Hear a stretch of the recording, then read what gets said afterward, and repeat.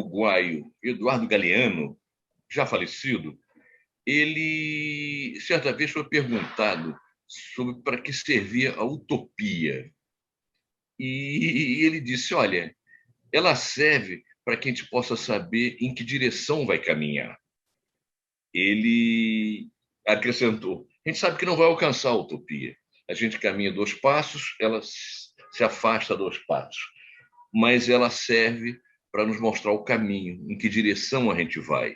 E por isso ela é fundamental. É fundamental haver utopias na nossa vida. De certa maneira, a construção da democracia é um pouco assim. É parte de um processo que tem que ser aperfeiçoado a cada dia. Novas condições, exigências, situações, desafios são postos pela realidade e precisam ser respondidos, mas sempre tendo em vista a direção que a utopia nos mostra, de aperfeiçoamento e aprofundamento da democracia. Afinal, como disse o Sêneca, que era um importante pensador romano, contemporâneo de Cristo, ele dizia o seguinte, se o navegante não sabe para onde quer ir, não importa a direção do vento, ele vai estar perdido de qualquer jeito. Assim, é muito importante a gente saber em que direção quer ir, qual é o nosso objetivo, e daí a importância da utopia. São muitas as condições de que depende o aperfeiçoamento da democracia num país. No caso do Brasil, por exemplo, a brutal exclusão social é um evidente limitador da democracia. Eu moro num prédio de classe média, na zona sul do Rio de Janeiro, em Botafogo, e embaixo do meu prédio tem uma marquise, e embaixo do prédio, de noite, dormem famílias, mulheres, crianças, homens, algumas famílias com cachorro, que além de ter um componente de uma relação afetiva com o cachorro, eles ajudam a vigiar, a tomar conta dos parcos, pertences dessas pessoas. Mas, evidentemente, que esse pessoal que mora na rua, pessoal que está em situação de indigência, tem muitas limitações para exercer seu direito de cidadão. Esse pessoal está pensando, antes de mais nada, em como sobreviver. Sobreviver de todos os pontos de vista, inclusive no alimentar. Está pensando de manhã no que vai comer durante o dia. E de forma que a exclusão social é um grande e primeiro elemento de limitação da democracia e do espaço em que é exercida a cidadania. Há outros limitadores também. Por exemplo, a influência do poder econômico é outro. Quer dizer, evidentemente, um magnata, um grande capitalista, um sujeito com muito dinheiro, ele tem uma capacidade de influenciar na vida do país, na política do país, muito maior. E não devia ser assim. Não devia ser assim. Todos são cidadãos e todos deveriam ter capacidade de influenciar, independentemente da sua situação financeira. Enfim. Outro elemento importante para a gente pensar a democracia é a existência ou não da liberdade de expressão. E, para se falar nisso, quer dizer, para se pensar em liberdade de expressão, é preciso que a gente pense também em que momento a gente vive, em que sociedade a gente vive. No século XIX, 1800 e tal, a liberdade de expressão significava o direito de você fazer um comício relâmpago, dizer o que quisesse, ou imprimir e distribuir jornais, revistas, publicações em geral, de forma livre. É muito conhecida a luta do Marx, Karl Marx, grande pensador socialista, mas ele chegou a ter uma publicação chamada A Gazeta Renana, da região do Reno, Vale do Reno, na Alemanha. Ele era o editor-chefe lá. A Gazeta Renana defendia com unhas e dentes o aprofundamento da democracia e fazia duras críticas ao autoritarismo do governo prussiano. Ela foi criada em janeiro de 1842, foi fechada em março de 1843, durou pouco mais de um ano, e já tinha tido matérias censuradas por tratar da relação entre o governo da Prússia e a Igreja Católica. Naturalmente, o Marx defendia um Estado laico. Mas, naquela época, os impressos eram o que havia de mais importante nos meios de imprensa. Então, a liberdade de expressão estava muito ligada à liberdade da pessoa poder imprimir um jornal, uma revista, uma publicação, um panfleto e distribuir isso sem ser reprimido. Esse quadro mudou, claro. Novos meios de comunicação surgiram e já em meados do século XX, por exemplo, as rádios tinham grande importância. E talvez o primeiro político a perceber essa importância e apostar nessa na exploração desse papel do rádio foi Hitler, Adolf Hitler.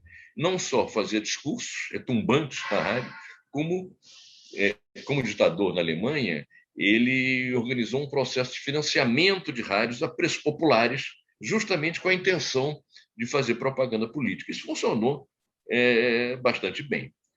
Depois, nos anos 50, surgiram as televisões. Muita gente disse, quando surgia com a rádio, o jornal vai desaparecer. Não desapareceu. Com a televisão, a rádio vai desaparecer. Também não desapareceu. Chegaram as televisões nos anos 50 e ganharam um peso crescente. Hoje elas são o maior meio de comunicação nas sociedades modernas, embora outros sejam muito importantes também, e ao contrário do que se previu, não tenham desaparecido. Hoje em dia o rádio continua tendo um peso muito grande no Brasil, mas não desapareceu, ao contrário do que previram alguns analistas. O rádio mudou o tipo de programa, o tipo de programação. Hoje pouca gente escuta futebol na rádio, porque tem a televisão. Pouca gente acompanha os noticiários da rádio como sendo a coisa mais relevante, porque o noticiário da televisão, além de dar o som, dá a imagem também. Mas tem toda uma programação da rádio voltada, que a rádio teve que se adaptar, mas voltada para a dona de casa, enquanto ela está fazendo serviços domésticos, está escutando, voltada para a pessoa que está no trânsito, dirigindo um carro. Enfim, os vários veículos foram se adaptando às novas condições, mas não acabaram, diferentemente do que se previu. Pois bem, e rádio e televisão, principalmente essa última, hoje é mais importante. Claro que tem a internet, está ganhando uma importância crescente, mas ainda não chega a rivalizar com a televisão e com o rádio. Enfim, um programa com muita visualização na internet é muito importante, tem impacto significativo, mas ele não pode ser comparado com os programas de grande audiência na televisão, no horário nobre. O Jornal Nacional, por exemplo, atinge milhões de telespectadores, muito mais do que as pessoas que acompanham a internet. Por isso, você pensar hoje em democratização dos meios de comunicação, ou melhor, pensar uma sociedade democrática, efetivamente democrática, é preciso pensar na democratização dos meios de comunicação. E pensar em democratização dos meios de comunicação significa democratizar o acesso à rádio e televisão. E isso passa por concessões de rádio e televisão.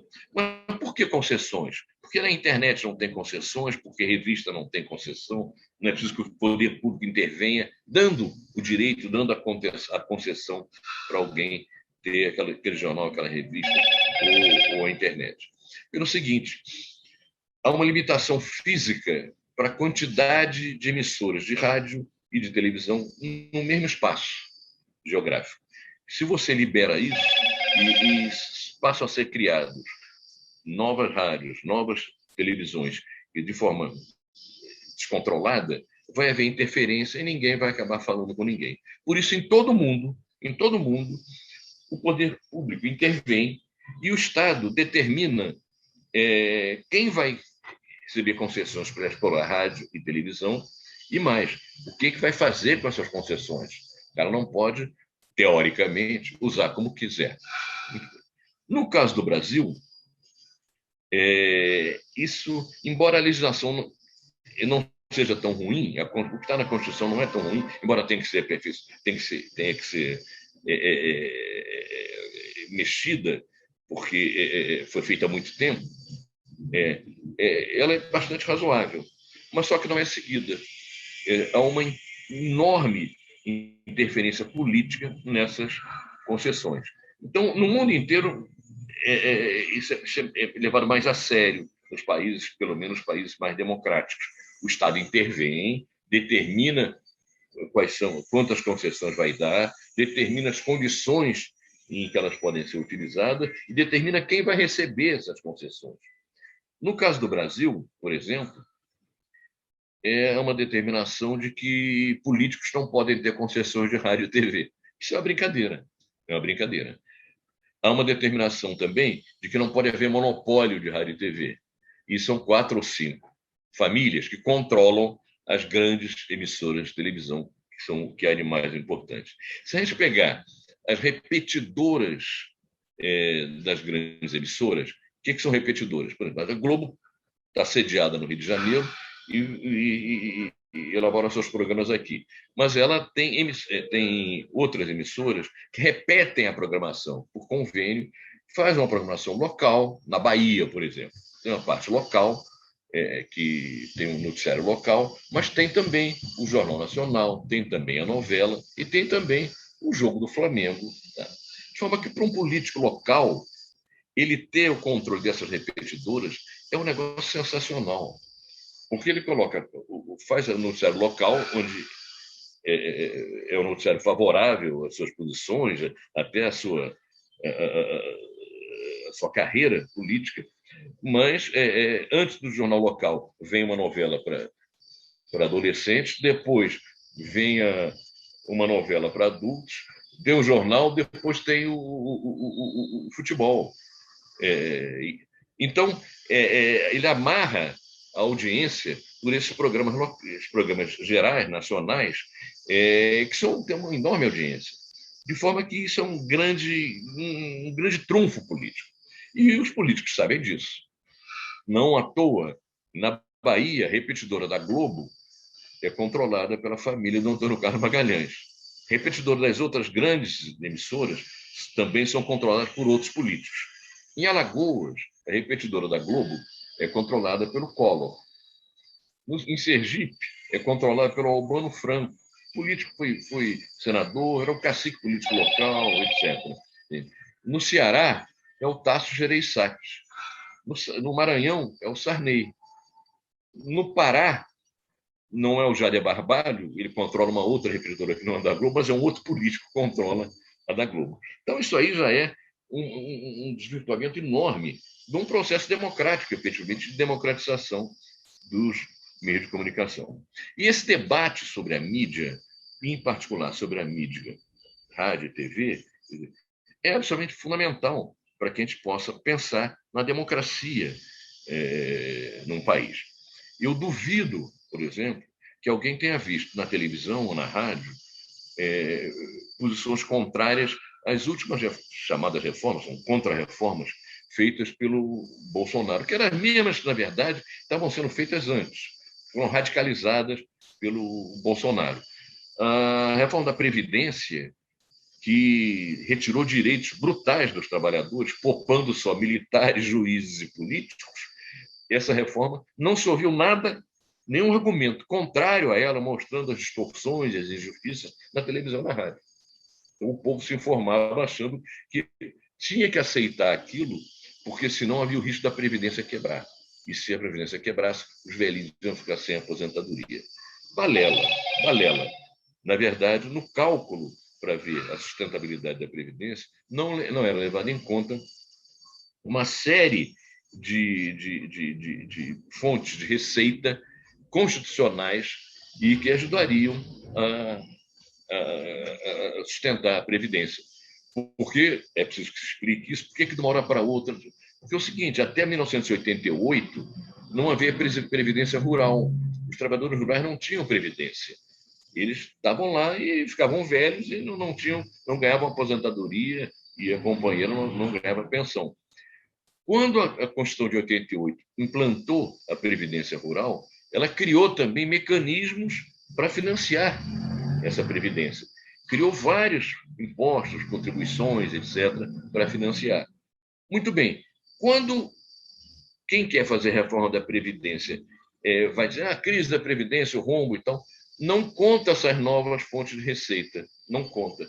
Pega as fontes antigas e os novos gastos, inclusive ampliados com o que se paga aos trabalhadores rurais. Então, é uma mentira esse debate. É uma mentira que só pode vigorar como mentira sem uma contraposição, porque há um monopólio dos meios de comunicação e as posições contrárias a essas posições de ataque aos direitos dos trabalhadores. Eu falei de Previdência, podia falar de reforma trabalhista também, mesma coisa. Quando se fala em reforma trabalhista, o incauto diz assim, opa, que boa, uma reforma trabalhista deve melhorar os trabalhadores. Não, piorou. Quer dizer, qualquer pesquisa antes da reforma diziam, você é favorável à reforma trabalhista? A reforma trabalhista deve ser boa. Então, não, só piorou a situação dos trabalhadores. A reforma da Previdência piorou, mas não se vê o contraponto a essas propostas na televisão e na rádio. Assim, que é para se pensar na democracia e na democratização da sociedade, é absolutamente fundamental se pensar numa imprensa livre, independente, forte. E não basta que não tenha censura. Claro que não tem que ter censura, mas tem que ser aberta às várias opiniões. Por isso tudo, quando a gente pensa em democracia, é absolutamente pensar numa sociedade em que haja a democracia, a democratização dos meios de comunicação, de todos eles. Que não haja censura, claro, mas que haja uma distribuição também mais equitativa do acesso a esses meios eletrônicos, rádio, televisão, etc., porque são meios em que o Estado intervém, dando as concessões pelas razões que eu já expliquei aqui. Eu diria, sem sombra de dúvida, que não há democracia real numa sociedade moderna se não há democratização dos meios de comunicação. Essa lembrança é especialmente importante porque na semana passada foi comemorado o aniversário da Associação Brasileira de Imprensa. Ela fez 113 anos. A ABI, entidade da qual eu sou vice-presidente, e que desde a sua criação teve presente nas principais lutas pela democracia no nosso país.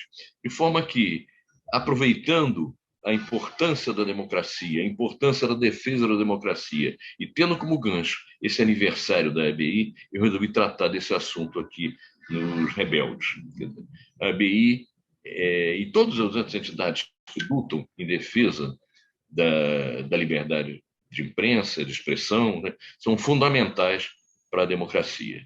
De forma que eu encerro a minha conversa de hoje desejando longa vida à ABI e todo apoio à sua luta em defesa da democracia e da liberdade de expressão.